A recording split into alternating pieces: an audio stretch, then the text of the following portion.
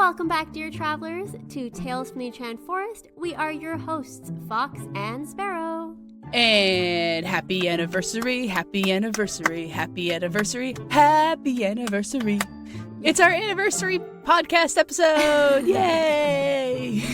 It's been 4 years of podcasting fun. Man, I can't believe it's already been 4 years.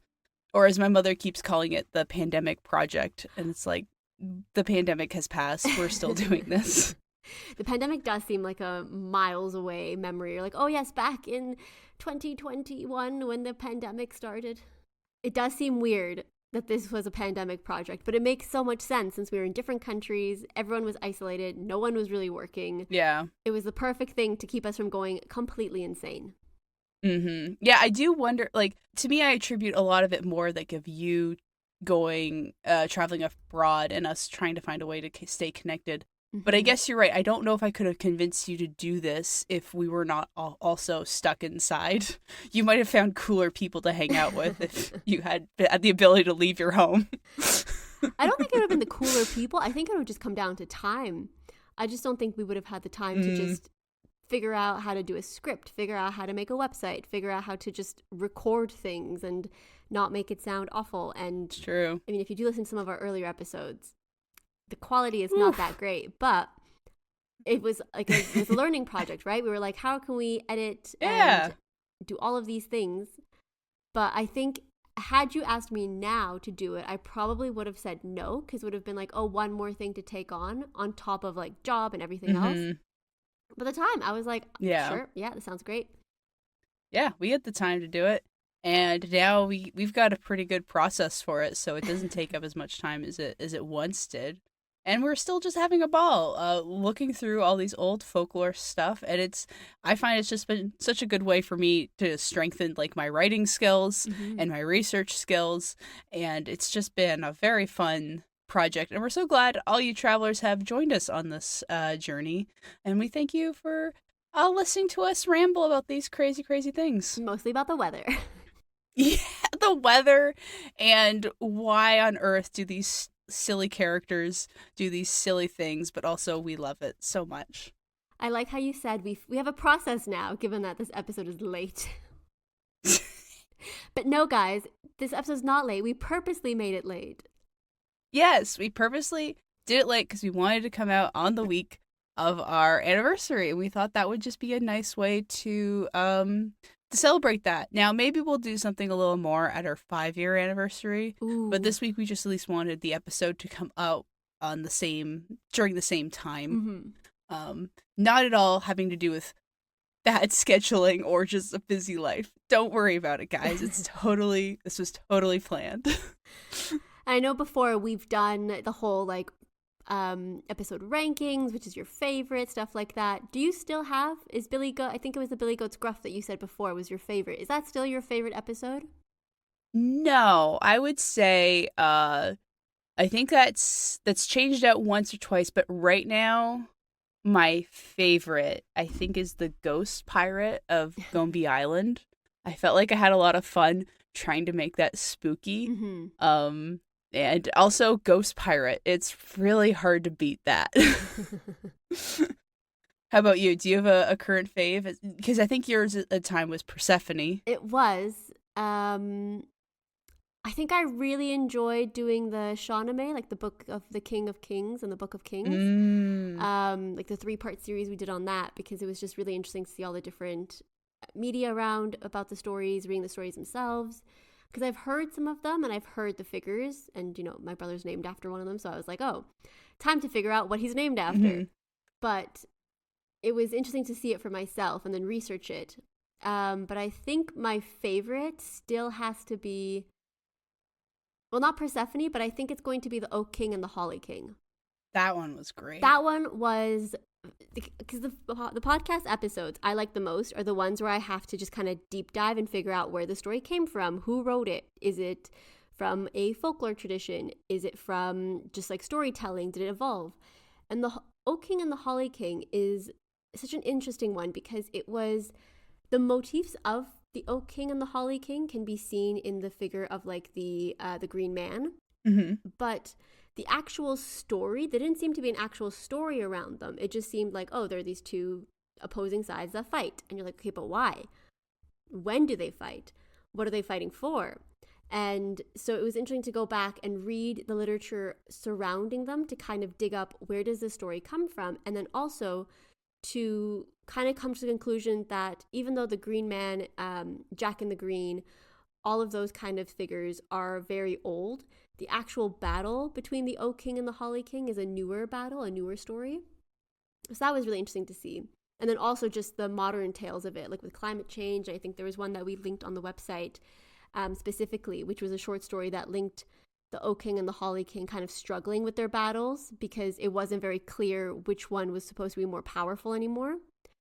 And I still really like that twist of the Holly King defeats the Oak King in midsummer.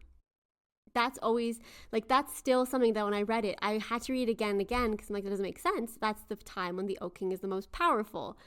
But it was the idea that at the height of his power, he was taken down. And it's from there, it's downhill all the way towards winter. And then again in winter, at the height of the Holly King's power, he gets taken down by the Oak King. It's that cycle of rebirth. That doesn't really include, fighting over a woman. It doesn't include, abducting anybody, as we see oftentimes like the Persephone and the Flower Maiden ideas. So it was nice to have a rebirth cycle that didn't involve, just abduction, kidnapping, many charges that could be laid at someone's door. Yeah, that was a good one too. I really like that one. A couple more have popped in my head, so I'm not going to go over them in depth, but a couple other favorites I think I've had is Why the Sea is Salt. Yes. The other one, the Glass Mountain, the Polish tale, was really cute and just weird and fun. Rescue the princess story. And one of the most recent ones we've done, the Fairy Tree of Doros. Yes, I like that one a lot. Yeah, I loved it a lot, and I think the reason that one sticks out to me is that just kind of came out of nowhere. I had been reading so many other stories for that episode, and so deep in all of these different tales that were kind of all starting to blend together, and then I found this one. It was just so different. And then, of course, our original two-parter, the East of the Sun, West of the Moon, which was I think the first episode where it was so massive where I had to tell you, like, we need to do this in just 2 episodes. There's just too much content to cover here, and I don't want to cut anymore. Anyways, those are some other ones that just popped into my head as we were talking. Like, those are really fun ones. And just looking at the stats from the website based on what at least website viewers really like, they really like, by far, the most popular tale is Chungi and Howie, the Lady of the Moon. So the story of how you have the rabbit on the moon and how she goes up into the moon. The Oak King and the Holly King is also a fan favorite. And then, of course, the Shahnameh, the Mitten, and the Poor Prince, the Afghan tale. So that's interesting to see the different range that they have compared to us. And then just from the podcast stats, our top episodes are, of course, the Filipino Animal Tales. That is a roaring favorite. We have the Rainbow Serpent from Australia, which also does really well. And then we have the Selkie Wife and Other Mermaid Tales, which is one episode just about mermaids and the Selkie, which is the seal woman. Oak King and Holly King. And then, of course, the first episode we released, which was Rumpelstiltskin. That was interesting to see what's popular with listeners, what kind of stories draws them. Oftentimes I think, it's going to be, Anderson's stories, the ones that are iconic and a classic.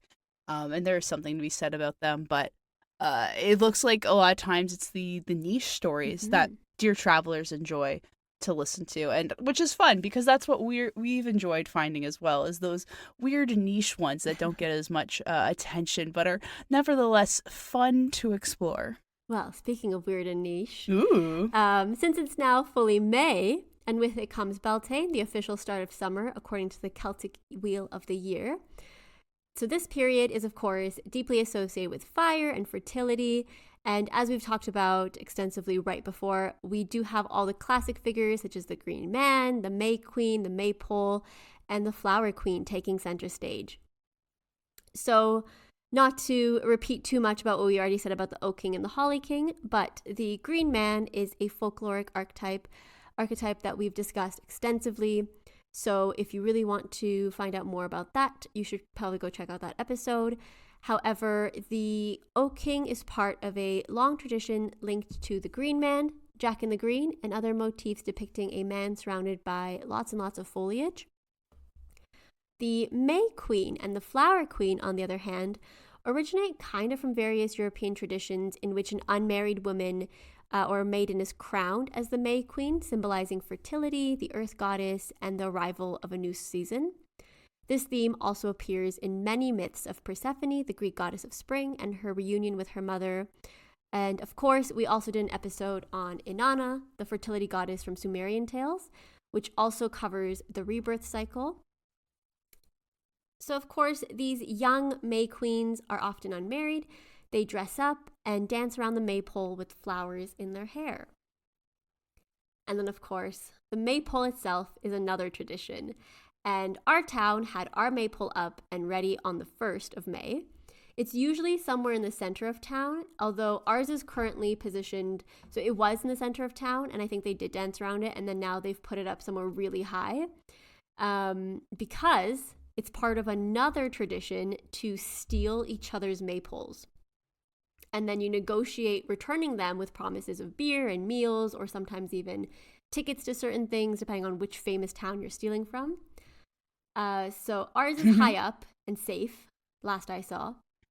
Now, you say it's a tradition, like, in previous years, has it successfully been stolen? Is that something they still do, or do you still just try and get it out of the way so theoretically no one can steal it? No. One of our friends who's a local from here, he has stolen other towns' maypoles before, and they do go after other towns specifically. Oh, that's so fun. Our district, like, there's a lot of like little towns next to each other, and so they'll often go after one another. So it's really fun. It's still a current thing they do. It's like a nice little bit of, not vandalism, but state-sanctioned theft. Yeah. I mean, everyone loves a good heist. Yeah. You know? And I'll send you a picture privately, but ours is really like ridiculously high up. I don't know how anyone's going to steal it. Dang. But that's never stopped anyone before. You're going to have to update us next time if it's successfully been stolen or not. It'll be on the news, don't worry. It'll be on the news. It'll be like breaking news, no matter where you are, travelers. If the maypole in Fox's Town gets stolen, you're going to be watching the news. It's going to be breaking, and you're going to see it. So stay tuned for that. Well, the most infamous maypole heist I've heard of occurred in 2004 when a group of senior citizens stole the maypole atop the Zugspitze. So that's the highest peak in Germany, okay? Allegedly, it involved a helicopter, and negotiations were for season tickets to the mountain.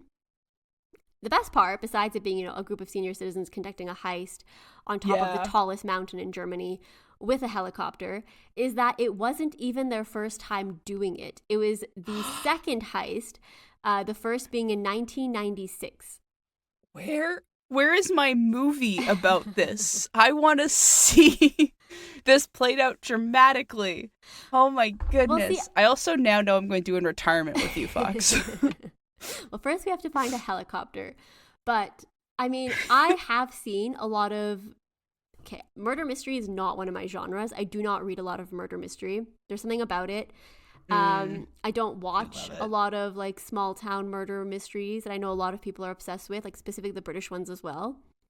But I have seen a rise in the amount of books I'm seeing that are like murder mysteries or mysteries revolving around older people doing it. And I think one of them I read was like The Sunset Years of Agnes Sharp, and it was a bunch of like retirees who all live together in this house, and they're trying to solve a murder but also hide a murder, and it's unclear because they're all so forgetful. So it was the funniest thing I've read, but I like this idea of more stuff with a wide range of age groups as opposed to just, the 16-year-old who's the chosen one, or the 20-year-old who's illiterate but she got chosen to be the Fae King's bride or whatever. Yeah. I like the idea of just old people in fantasy settings as well. I think it's a nice idea, and also I think one of the reasons people like it is like people like the idea of, oh, even when I get old, I can do super cool things. And solving a murder is one of those things where it's cool, but you don't need a lot of physical abilities to do so. So if you just have the mind for it, you could probably figure it out. So I feel like mystery and being old go together really well. Yeah, I'm like, who has more time than old people and a window? Like, come on. I spend half of Right? my, I'm not even that old, and I spend half of my time. Like, if I hear something on the street, I'm at the window. Like, what's going on? Who's that person? I've never seen this person Suddenly before. I'm Sherlock. Yeah. Mm-hmm. So, Anyways, this is amazing. the stories we're going to hear today do not feature old people, unfortunately. But they are May-related stories, and I wanted to share them. So the May-related story I wanted to share is taken from the Mabinogion, which is a collection of Welsh tales dating back to the 12th to 13th centuries. And like a lot of other ancient epics, such as the Iliad and the Odyssey, it's believed these stories existed in an oral tradition long before they were written down and told as a collection. So they really should be taken more as like a mythos as opposed to like a written story. So the tale I wanted to focus on is the one of Cilwch and Alwyn, which features a very, very early version of King Arthur, and his court, instead of being at Camelot, is at Casheweg, which of course predates the romanticized fictional kingdom and the fictional Knights of the Round Table. So instead we have a very different version of nobility and King Arthur and his kingdom. And these stories have inspired many writers, including Tolkien, and so the translation we've used was by Lady Charlotte Guest. Without further ado, here is our first story of the most beautiful woman on the Three Islands. Our story begins with Creiddylad, who is said to be the most beautiful maiden in all three islands. She was engaged to Gwythyr ap Greidal. The ap Greidal is usually, as a side note, there'll be some other characters. The ap and then the following name is like son of. So it's Gwythyr, the son of Greidal.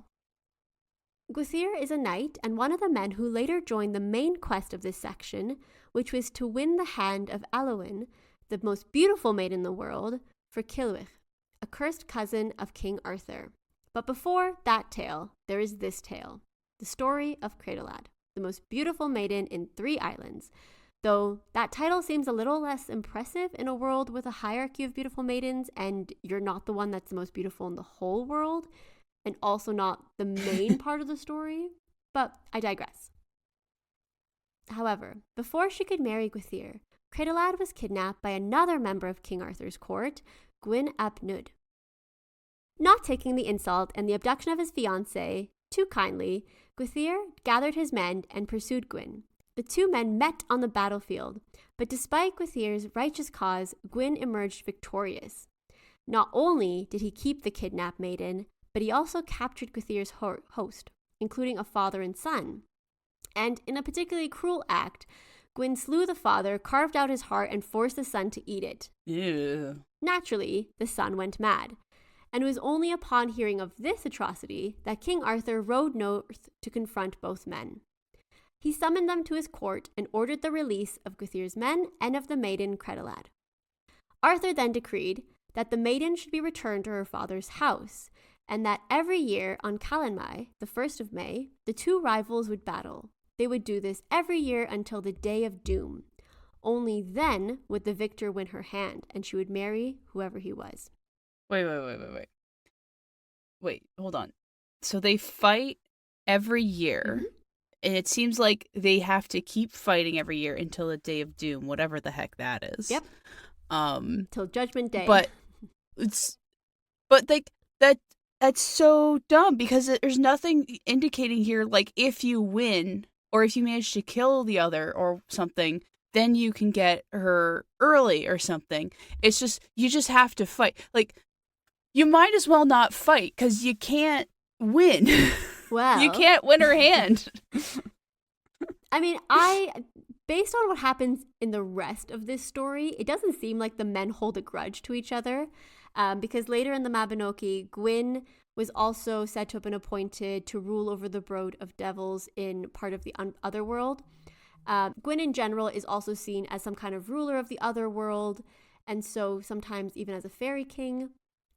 And even in this tale itself, the two men do reconcile because they go on the main story quest line with King Arthur, and at one point they advise him to do the same thing, and there's no mention of giving each other dirty looks or disagreeing or fighting. So it just seems like this is kind of a side quest that they go on, and then they're like, all right, for the rest of our lives we'll be stuck in this eternal struggle, but in the meantime we can just be friends.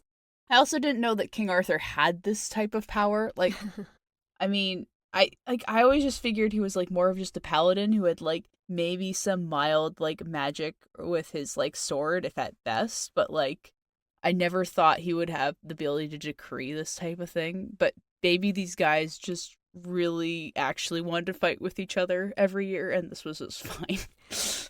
Yeah, I mean, it's hard to say how much of it was, because again, it's an oral storytelling tradition. So the idea of being locked in battle every year until Judgment Day or the Day of Doom could mean their own personal deaths, I guess. Like locked in battle until one of them dies, or locked into battle until the end of time. But with Gwyn being more of like a eternal figure, it does seem like it's more of a immortal kind of battle. And again, we circle right back to the Oak King and the Holly King. Dun dun dun. And of course, the abduction of a beautiful maiden reminds us again of Persephone. However, it's hard to say if the Persephone myth was the inspiration for a story like this, because even in the stories of King Arthur, we do have other tales of maidens being kidnapped, specifically Guinevere. In the life of Gildas, King Melwas abducted Guinevere, and King Arthur spent a year searching for her. Just before the battle is about to commence between the two kings, a cleric intervened and negotiated peace, and there wasn't actually a fight in the end. So we do have a lot of maidens clearly being stuck between two men. Well, unfortunately, I think it just means that, like, this was not, like, a unheard of idea to kidnap women. I can't remember the source of this, so who knows, but I think at one point I remember hearing that, like, stories shifted away from just person going out, or let's be real, guy going out to do heroic thing for heroic reason, was they decided to start throwing in like saving a maiden in there because that seemed more noble than just randomly slaying a monster or something. So that could also just be why they throw in the women in there, is because like, oh, it seems more like noble. You're not just killing a monster for no reason, you're killing the monster because he threatened this beautiful woman, and now you get beautiful woman as reward. Yeah, and I feel like it does end up being like, oh, the woman needs help, the women and children need help, so not only are you killing a bad guy, you're killing a bad guy for the weak, and your reward should obviously be the maiden's hand, as we see in a lot of Greek myths. I've slayed the dragon for you, so now you should marry me. Yeah, so it's not only does the guy get to go out and do a cool thing, he also gets rewarded for doing cool thing. I did the thing, now it's my turn to be rewarded. Yep, pretty much. I mean, you're making up stories, so it's like, whatever. But it is a weird thing when you stop to think about it for too long. Yeah, it is a switch that happens, I guess, just because we need heroes, and then the heroes oftentimes have some kind of big reason for wanting to kill, I guess, the bad guy, and then it becomes they need to save someone. I need a hero. I'm holding out for a hero till the end of the night. And again, it's hard to put 21st century sensibilities into these folklore stories because it was a different time. But again, we see with Persephone, with Creiddylad, we see women that don't really have any kind of say in what happens to them. Yeah. So even at the end, King Arthur's solution wasn't, oh, she should go home and then stick to whoever her original fiance was. It was, all right, you guys can have a chance to fight for her hand. And it's like, does she ever get to marry anybody? Like, maybe that's a win for her. Maybe she didn't want to marry either of them. But, like, again, doesn't even have the option to, like, marry somebody if that was what she wanted to do. Well, the problem with the May Queen, the eternal maiden, is always that there's the three sides of womanhood, right? We have the maiden, the woman, and then the crone. And so the maiden is supposed to be this virginal, almost never touched, pure woman or girl who's the epitome of youth and fertility because she's just the literal flower maiden, right? And so we have a completely pure woman who's probably never going to have either of these men until, the end of time. And then her reward will be whichever one lives. Yeah, but it'll also be end of time. So, she can't. So everything's done at the end of time. You think your dating life is rough. Point. But at least then she can point to it like, why aren't you with anyone? It's because of this curse, okay? It's actually completely out of my hand. It's not even like there's no eligible guys around. It's just my hands are tied, guys. Mm-hmm. And we should also keep in mind a lot of these stories, as they are told and as they're canon, like as they're told through different lenses, some of them do get switched to be told through a more Christianized lens or a more pagan lens, depends on who's telling it. So obviously these stories have changed. So this might not even be all of the story, because it does seem like one of those stories where a lot is missing. So this could just be like a fragment of an actual story. Because a lot of, in some iterations, Creiddylad is actually seen as a kind of goddess, a fertility goddess. Which, given that her two potential lovers are in a locked battle where none of them can actually have her, seems kind of interesting. But it's because she represents that eternal youth, that eternal maiden. So maybe if she's just representing youth, what they're really fighting for is their youth, and they just don't want to get old. It's not actually about her.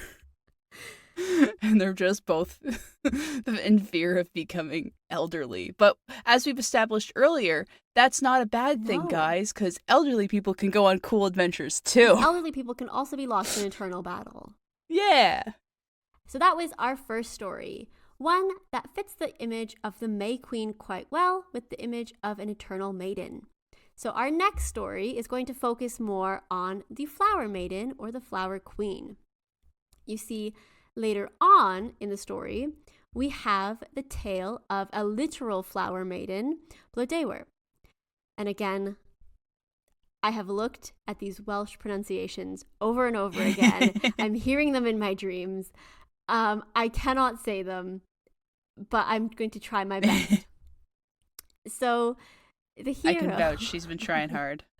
The hero, Gefes, was cursed never to have a human wife, and he was quite close with his magician uncle, who was quite fond of him and felt sorry for him.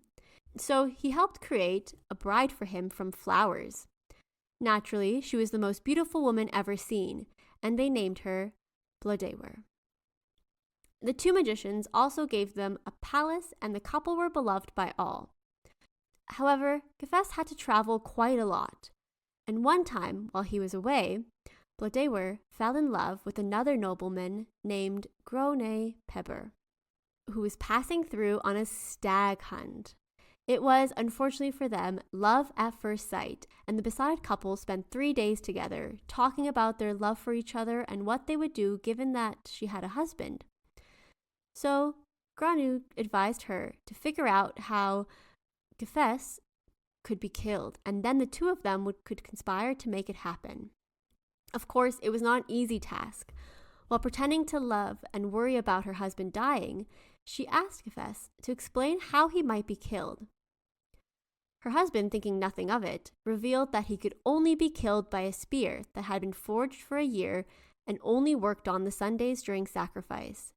But she need not worry, because he could not be killed indoors or on horseback.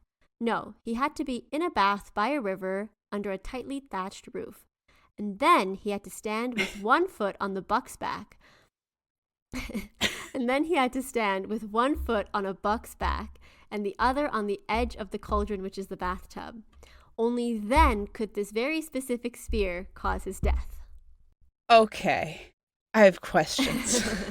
How does he know this very, very specific way in which he's got to be killed? Like, to me, it indicates that this has happened before, where he has had a near death, or he's like, oh, I think this thing could actually kill me. So either, like, this has happened before and he knows he's invincible elsewhere, or he's had a prophecy, I suppose. Well, I'm going to have to say it's probably going to come from his magician uncle, who was like, let's make you really hard to kill. Otherwise, it would be the worst trial by error to figure out that this is the exact way that you can be killed. It's like, my goodness. Like, that is so specific. Like, it was like, oh, to be killed in a specific place was one thing, but then when you were like, he has to stand on 1 foot, and it's like, what? Yeah, not even... Like, that's... Not even that. He has to stand with 1 foot on the back of a buck, like a male goat, and the other foot on the edge of his cauldron, like the edge of the tub. So this is not a natural position. Like, this is not a position that you would naturally, like, oh, I'm going to get out of the bath now and then stand right here on this riverbank between these two things. Like, this is not a naturally occurring scenario. Yeah, and so my next question is, like, if this is, like you said, the magician might have been the one to say, like, this is the conditions of which you have to die. It's like, what were you drinking when you came up with this being the caveat? This being this is the only way he's going to be killed, bro, is with these parameters. But imagine you come up with these parameters and the guy still ends up telling someone that this is the specific way you could kill me. In her defense, she did ask very lovingly, like, oh, I'm so worried about you dying, and I'm so worried about, your mortality. Like, how could anyone kill you? And he said, don't worry, it's impossible. Like, this is, like, not a normal occurring situation. And of course, her lover is the one that told her to figure it out. But she does a really good job of pretending, because it would raise red flags for me if someone's like, oh, in what specific order did you say those things had to be in? And, like, starts taking notes. I'd be like, Yeah, I'm sorry. Did the buck have to be on your back, or did you have to be in the buck's back? By cauldron, do you still mean the bathtub, or, like, do you want something like I would be like, okay, Does the water have to be a specific temperature or anything like that? And what degrees are we talking, Celsius or Fahrenheit? Like, what are we talking here? Yes. My goodness. And I mean, to this, his wife. This is a hard to kill dude. It makes Achilles. It does make. It makes Achilles having a weakness as a heel much simpler. It does. And like, oh yeah, that makes more sense. The Greeks were like, his mom was holding him by the heels when she dipped him in the water, so everywhere is immortal except for that bit. And they're like, he still managed to die. But here, imagine being on a battlefield and you're trying to kill this guy, and you're trying to figure out how to kill him. So you go and get the prophecy. And they tell you that this is the specific, and you have to figure out how to make him get in this specific situation. I just switch sides. This is clearly an immortal man. Of course, to this, his loving wife only sighed in relief and said it was lucky to have such an easily avoidable death. Then she sent a message to her lover with the instructions for forging the spear and making sure that her husband's death was, well, pretty unavoidable. Mm-hmm. So if you remember, I can't wait to see how this goes. So if you remember, this spear had to be forged over a year, but you could only work on it on Sundays during the sacrifice. So finally, after a year of working on it, the spear was finally ready. And Blodeuwedd finally asked her husband if he could demonstrate how one would even stand on the back of a buck and a cauldron at the same time in the first place. She really wanted to be reassured that he couldn't ever naturally stand in that position. So if he would be really, really kind and just show her, if she prepared a bath for him with a thatched roof and found a buck for him to stand on. And he agreed. With, we need that red flag guy from Instagram. Because exactly. He agreed to demonstrate for her. And that day, so after bathing near the riverbank, he stepped onto the edge of the cauldron and then onto the back of a buck, just in time for Gronu, who had been waiting in ambush to strike him with the spear that it took him a year to forge. Man, setup, completion, they did it. Instead of dying, however, our hero turns into an eagle and disappears into the woods. This does leave our lovers to rule over the lands happily, until eventually news came to our hero's uncle of what happened to him, and he set out to see what could be done.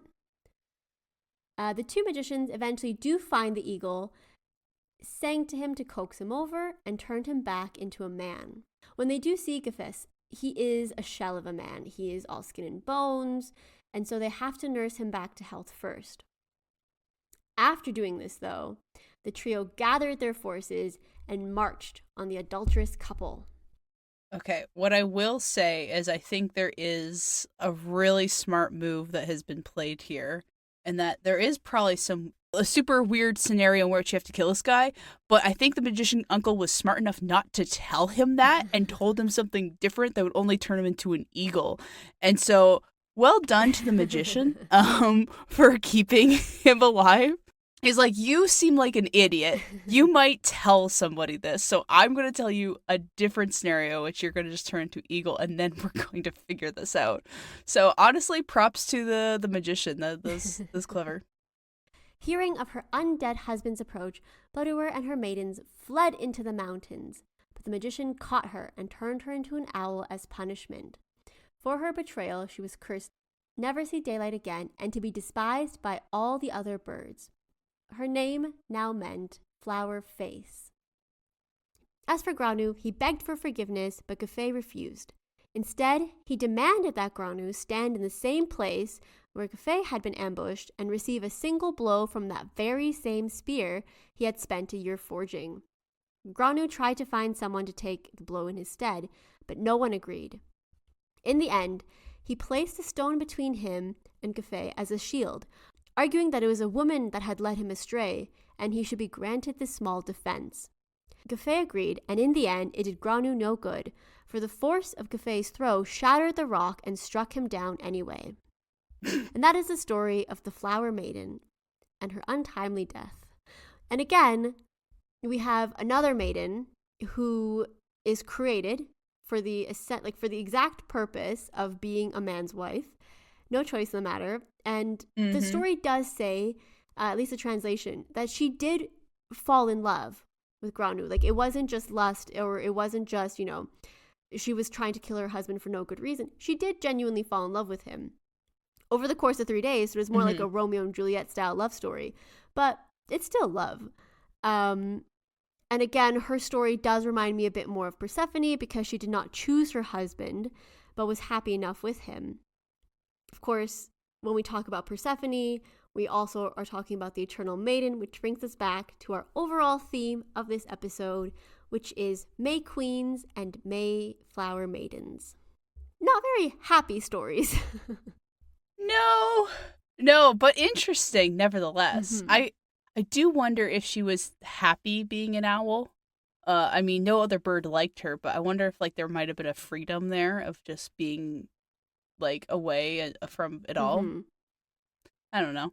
Or maybe it was just straight up a curse and it sucked. Yeah, I mean, she was literally taken from flowers and created into a woman, and then, married off to this man she's only just seen.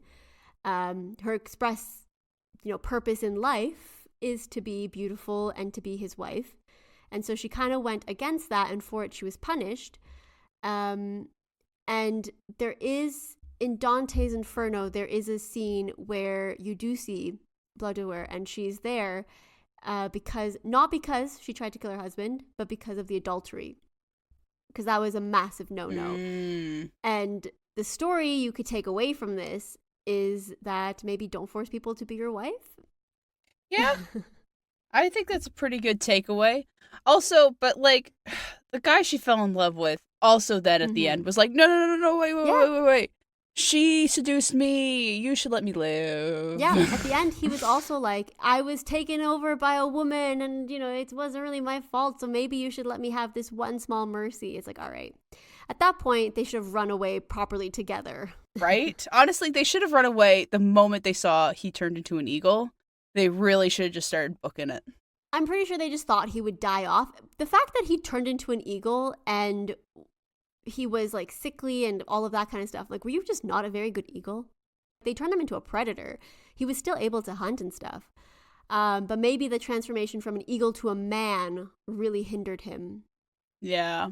I wonder if he repeats the cycle. Does he get another flower to become his wife and everything? I don't think so. I think they learned their lesson with that one. I hope so. Maybe his, I think it was his stepmother that cursed him. Maybe she did it for a good reason. She's like, this man is not supposed to have a wife. But you said the owl had, or the owl, her name became Flower Face, and there was an owl. I wonder if there's an actual owl that like that they're referring to. Like this is an explanatory tale for a specific type of owl. Well, it's the Welsh word, I think, more than the specific thing. So I will link this in the show notes. But there is a very, very lovely YouTuber who talks about Welsh mythology. She talks about Welsh paganism. And so it's a very, very slight change in the way you pronounce it. And since I've already butchered it, I'm like, I probably shouldn't try it again. But it's the whir sound almost turns into like the D sound. At least from what I can hear. But the change is very subtle, but she becomes from flower to flower face. And if you look at owls, they do kind of have like that little flower face looking shape. So it is kind of like an explanatory tale also of how owls came to be and why they're nocturnal versus all the other birds, which are mainly during the day. And it's as punishment. And again, what better punishment can you give a flower than to put them in eternal darkness, right? That's true. Because that was her origins. She was a flower. So instead of turning her back into a flower, they give her the punishment of never really enjoying the sunlight again. Yeah. But she turned into a really cool bird. I really like owls. I think they're fun. I do think they're fun. I think they're really wild. And if we were still doing the 5 fantastic finds, this is where we would talk about owls. 100%. We would have actually had to flip a coin to find out who was going to do the owl by Fantastic Find. 100%. But yes, so the reason I chose these two stories, not only because they cover the maiden themes, but also just I think it's the sacrifice of the fertility that we see with Persephone, that we see with Creiddylad, that we see with Blodeuwedd. We see these women always sacrificing something for the eternal cycle. So just a reminder, as if it's not in the news all the time, but I'm like, just a reminder that women have always been in this position. It's true. This is why Oak King and Holly King is really great, because no woman needs to get sacrificed in that tale. No, and in fact, in some of the Oak King and Holly King ones, it's the Oak King and Holly King fighting over like a witch queen or like a goddess. And so there's always that element of fighting, but at least in the version that I found for the Oak King and the Holly King, there wasn't really an eternal goddess or a maiden in the middle, which I think made the story a little bit better. Yeah. Because we do see it so often as of the woman in the middle, but she doesn't really want to be there. It's not really a choice to be there. Can it really be a love triangle if she's not part of that triangle? Yeah, it's true. But I think sometimes it's just played with. It's not, at least historically, it wasn't always important. But nowadays, it is very important if she wants to be there or not. She's part of the love triangle. Because I think this happens in YA and like adult books as well. Where like you have two characters that like the same person and they always call it a love triangle. But I'm like, if one side is unrequited, that's not a love triangle. Like you're on that line by yourself. If the other person does not like you, you are not part of the equation. The real love triangle is whatchamacallit, Shakespeare's Twelfth Night. Yes. Where it's like that to me is the real love triangle. But again, half those characters didn't even like each other. Like there was unrequited love. Like that's not a love triangle. It has to be both ways. But it's more like the recycling symbol. It's like it goes in one direction, then goes in the next direction, then reconnects. And anyways, everyone likes the wrong person. See, to me, that's funny. I mean, it's just me. Like more interesting when there's unrequited love in like multiple directions and misunderstanding in multiple directions. It's not as fun with two guys like the same girl. She may like one of them, or maybe both of them. It's like, I want more fun shenaniganery here, not straight up, which one am I gonna choose? I like more comedies. There's always like one is dark and one is dark and he ignores me, and one is like my childhood best friend and a ray of sunshine. Who will I choose? My goodness, it's so, and they're always gonna choose the wrong one. It's always so annoying. Like, all right, go. Sorry, I just got flashbacks to several YA novels I read where it ended in just like such dumb decision making. Yeah. Like, okay. And then the author would sometimes do that thing where they changed it. Where like they would go the unexpected route, but I'm like, but that doesn't make sense. You can't just change it just because you want to change it and not like lead up to it. Your decision was stupid. I do feel like I gotta plug a YouTuber, or not a YouTuber, someone who makes short videos. I don't know what we call them anymore. I watch him on YouTube, but influencer. Well, like, because I think he's on Instagram and TikTok, and it feels weird to call him an influencer, but whatever. There's a guy who makes videos, and I want to plug him now because I think his stuff is so good. It's The Dad Who Lived.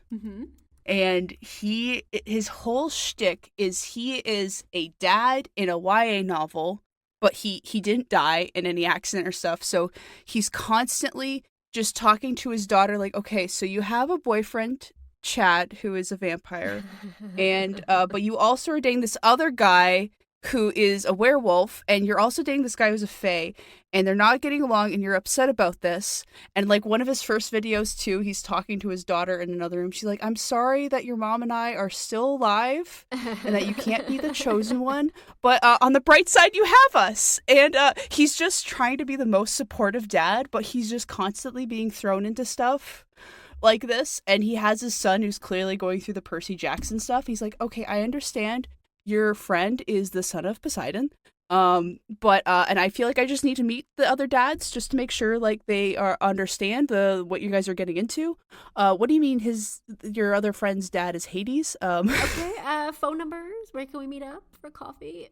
Exactly, it's so funny. So while we're talking about the wild stuff, The Dad Who Lived, I watch him on YouTube.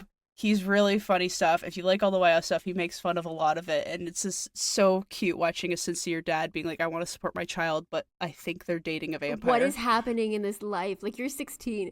I feel like it's that thing we've talked about before when we did one of our very first episodes, The Little Mermaid, where we talked about how when we were that age, we were like, yeah, she's a grown-up. She can make her own decisions. Let her go out into the world.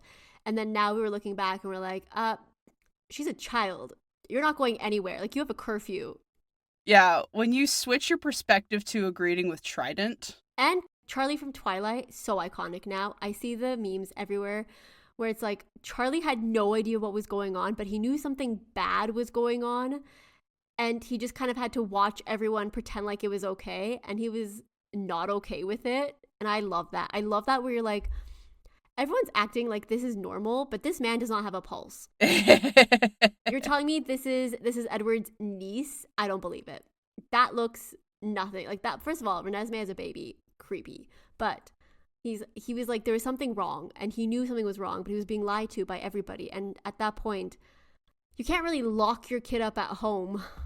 Yeah. But man, I'd be joining the Buffy the Vampire Slayer group if 100-year-old vampire was preying on my 16-year-old. Not on my watch. Yeah, for reals. My goodness. Yeah, the amount of stuff an author sometimes has to do to make it not weird and not super creepy is like, and then you can tell like at some point they're like, this is a really cool idea, but I don't want to go through the effort of explaining why this is now fine. I'm a big fan. The one way to make it more okay is when I don't see it a lot.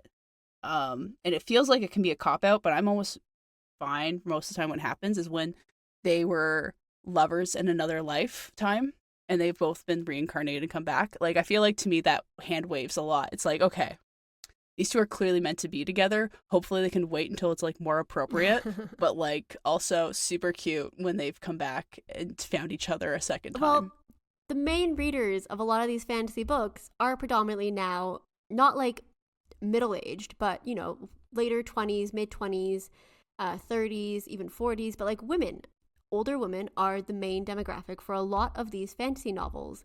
And so when you give me a 20-something, like a really young, like 18, 19, 20-year-old protagonist who's just starting out in the world, I'm not particularly going to be kind about some of the choices they make because a lot of it has to do with miscommunication and growing. And we were all different people from who we were when we were 18, 19, 20.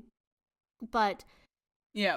do I trust an 18-year-old to rule this kingdom all of a sudden after, not being in any kind of training or power or anything like that up until maybe whenever they were found? Probably not. And I'm not going to spoil it, but I mean, it's not really a spoiler. This book came out ages ago. But there is a moment in Throne of Glass, the Throne of Glass series by Sarah J. Maas. So if you haven't read that, skip through this part. But where she goes to, reclaim her kingdom, and the lords are kind of like, no. You've been gone for 10 years. We don't know who you are, what you've been doing. Well, we do know what you've been doing, and it hasn't been good. But because you're an assassin. But they were like, I don't really think you have our support to be queen. And at the moment, I hate it because I was like, what do you mean? She's so powerful and she's done so much. But then the more I thought about it, I was like, actually, fair. Like, what are your qualifications? Yeah. Like, what do you have to rule? Nothing. Yeah. And I feel like sometimes, too, I see stories where they're like, where I think the author kind of acknowledges, like, the character is in out of their depth. Like, we know they're a good person because they're our protagonists for most part. So we know, okay, they have the right heart to want to rule this kingdom because they want actually the best for people and stuff. But the author acknowledges they don't have any of the knowledge, in political sway to actually make this work. So they just surround them with competent people. But then it becomes like, why are these competent people not just running it? Why do they need to have this person as the token representative of them? To be fair, that is the monarchy. I mean, yes, but if you're an author making up a world with your own way of doing it, and you want to justify this person doing it, it's like, well, why not? It just feels like they could, if they've gone that step further, they should be able to acknowledge more steps of why this person is particularly competent. It's usually just they're cool. So we've circled right back to our protagonist should be older, should be more competent, and in general, I think maybe some more fantasy stories with really, really old people, like the elderly. I'd read that. Yeah. As always, travelers, we've talked a bit about the story. We've talked a bit about the background, some other interesting things. We have not talked about the weather today. I don't know if it's like a faux pas. Should we talk about the weather at the end, just tie it all up? Or should we make this our weatherless? Well, I mean, in essence of talking about the weather, we've talked about the weather. But yeah, so I feel like we've done our due diligence, and it feels strange to do it now at the end of the podcast. Travelers, message us. What's the weather like where you're at? Do you like it? Let us know. For the podcast anniversary, you tell us about the weather where you're from, and if it's weird, if it makes you feel weird, if you've done any weather-specific activities. Please, message us or at us on Bluesky what your weather is like, and we will tell you in return what the weather is like here. And then we can all just know what the weather's like around the world. And it would be great. That would be. All right, dear travelers. As always, if you want to see the show notes and anything else from the website, that is www.talesfromenchantedforest.com. If you do want to hear more from us, we are on Bluesky at From Enchanted, Instagram, TikTok, basically anywhere you can find us on social media. We're either under our podcast title or at From Enchanted. Or if you are old school like Sparrow, you can always email us at talesfromenchantedforest@gmail.com. We'd love to hear about the weather, your questions, comments, and suggestions. So if anything to share, please don't hesitate. And remember, travelers, happy 4-year anniversary, and we'll see you for another 4, hopefully. And remember, there's always a place for you in the Enchanted Forest.